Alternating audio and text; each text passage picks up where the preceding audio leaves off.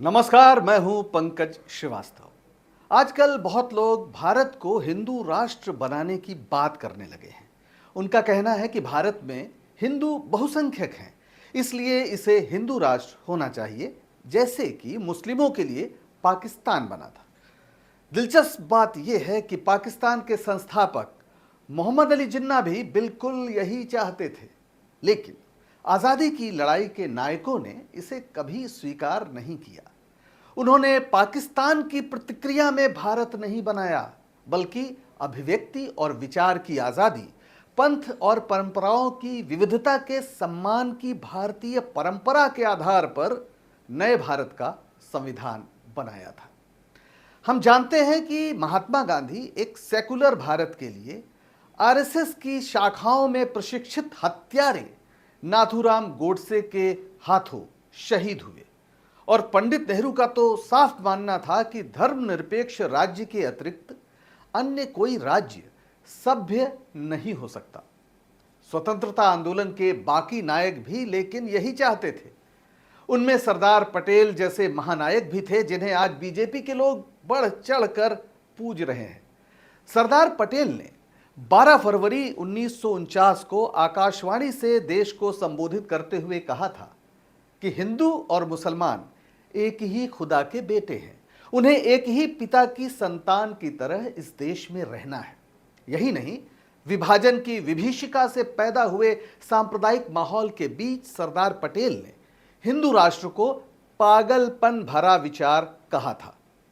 अपनी किताब आज़ादी के बाद भारत में मशहूर इतिहासकार बिपिन चंद्रा लिखते हैं, सरदार पटेल ने फरवरी 1949 में हिंदू राज यानी हिंदू राष्ट्र की चर्चा को एक पागलपन भरा विचार बताया, और 1950 में उन्होंने अपने श्रोताओं को संबोधित करते हुए कहा, हमारा एक धर्मनिरपेक्ष राज्य है, यहाँ हर एक मुसलमान को यह महसूस करना चाहिए कि वो भारत का नागरिक है और भारतीय होने के नाते उसका समान अधिकार है। यदि हम उसे ऐसा महसूस नहीं करा सकते तो हम अपनी विरासत और अपने देश के लायक नहीं हैं। सरदार पटेल ने 1948 में कांग्रेस के जयपुर अधिवेशन में भी साफ साफ घोषणा की थी कि कांग्रेस और सरकार इस बात के लिए प्रतिबद्ध है कि भारत एक सच्चा धर्मनिरपेक्ष राज्य हो। अब जरा सुभाष चंद्र बोस के विचार भी जान लीजिए। नवंबर 1944 में टोक्यो विश्वविद्यालय के छात्रों और शिक्षकों को संबोधित करते हुए नेताजी ने साफ कहा था कि भारत में कई धर्म हैं, अतः आजाद भारत की सरकार का रुख सभी धर्मों के प्रति पूरी तरह तटस्थ और निष्पक्ष होना चाहिए, और उसे यह चुनाव प्रत्येक व्यक्ति पर छोड़ देना चाहिए कि वह किस धर्म को मानता है। आजाद हिंद फौज के सुप्रीम कमांडर बतौर सुभाष चंद्र बोस ने 8 जुलाई 1945 को सिंगापुर में शहीद सैनिकों के जिस स्मारक पर श्रद्धांजलि अर्पित की थी, उस पर उनकी फौज के ध्येय शब्द लिखे थे, इत्तेहाद यानी एकता, एतमाद यानी विश्वास, और कुर्बानी यानी बलिदान। नेताजी एक सेकुलर और समाजवादी भारत का सपना देखते हुए शहीद हुए। सुभाष चंद्र बोस शुरू से ही धर्मनिरपेक्षता के प्रचारक और सांप्रदायिकता के विरोधी थे। कांग्रेस के अध्यक्ष बनने पर उन्होंने 1938 में कांग्रेस के संविधान में संशोधन कराया और हिंदू महासभा के साथ साथ मुस्लिम लीग के सदस्यों को कांग्रेस की सदस्यता देने पर रोक लगा दी। पहले इन दोनों संगठनों के सदस्य भी कांग्रेस के सदस्य हो सकते थे। सुभाष बोस धर्म की राजनीति में इस्तेमाल के किस कदर विरोधी थे, इसका पता 12 मई 1940 को बंगाल के झाड़ग्राम में दिए गए उनके एक भाषण से चलता है। यह भाषण 14 मई को आनंद बाजार पत्रिका अखबार में छपा। उन्होंने कहा था, हिंदू महासभा ने त्रिशूलधारी सन्यासी और सन्यासिनों को वोट मांगने के लिए जुटा दिया है। त्रिशूल और भगवा लबादा देखते ही हिंदू सम्मान में सिर झुका देते हैं। धर्म का फायदा उठाकर इसे अपवित्र करते हुए हिंदू महासभा ने राजनीति में प्रवेश किया है। सभी हिंदुओं का कर्तव्य है कि इसकी निंदा करें, ऐसे गद्दारों को राष्ट्रीय जीवन से निकाल फेंके, उनकी बातों पर कान न दें।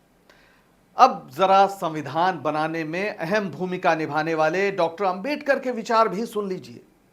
वे हिंदू राष्ट्र के विचार को मुसलमानों से ज्यादा हिंदुओं की बड़ी आबादी के लिए खतरनाक मानते थे।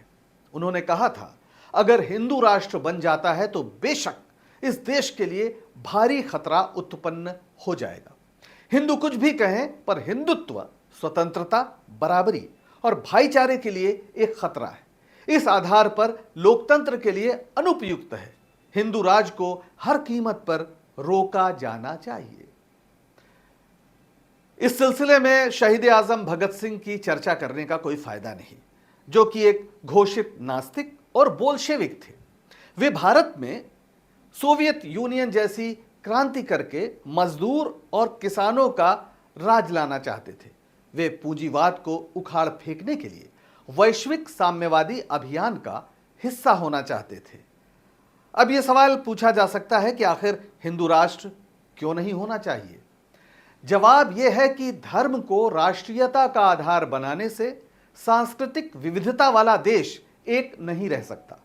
पाकिस्तान ने धर्म को राष्ट्रीयता का आधार बनाया और उसके दो टुकड़े हो गए। दूसरी बात यह है कि धर्म का संबंध पारलौकिक जीवन से है। वो मोक्ष की बात करता है या कयामत के दिन फैसले की बात करता है, लेकिन लोकतंत्र का रिश्ता लौकिक यानी हमारे आसपास की दुनिया से है, इस लोक से है। धर्म के पास इस दुनिया को बेहतर बनाने की कोई योजना नहीं है कि लोगों की गरीबी कैसे दूर हो, शिक्षा, स्वास्थ्य और रोजगार के सवाल कैसे हल हो। दुनिया में वैज्ञानिक रूप से तरक्की भी तभी आ सकी जब धर्म को राजनीति से अलग करने का फैसला हुआ। यूरोप में एक लंबी लड़ाई के बाद राजनीति पर से चर्च यानी धर्म का वर्चस्व खत्म हुआ। धर्म और राजनीति के इसी अलगाव को सेकुलरिज्म कहते हैं। चूंकि आजादी की लड़ाई के नायक भारत की तरक्की चाहते थे, इसलिए वे धर्म को राजनीति से अलग रखना चाहते थे। यानी सामाजिक जीवन में सभी धर्मों का सम्मान, लेकिन राज्य के स्तर पर धर्म की कोई भूमिका नहीं।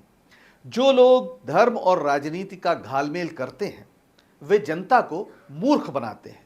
वे धार्मिक आधार पर झगड़ा पैदा करके लौकिक सवालों पर पर्दा डालने की कोशिश करते हैं और इस तरह देश के भविष्य के साथ खिलवाड़ करते हैं।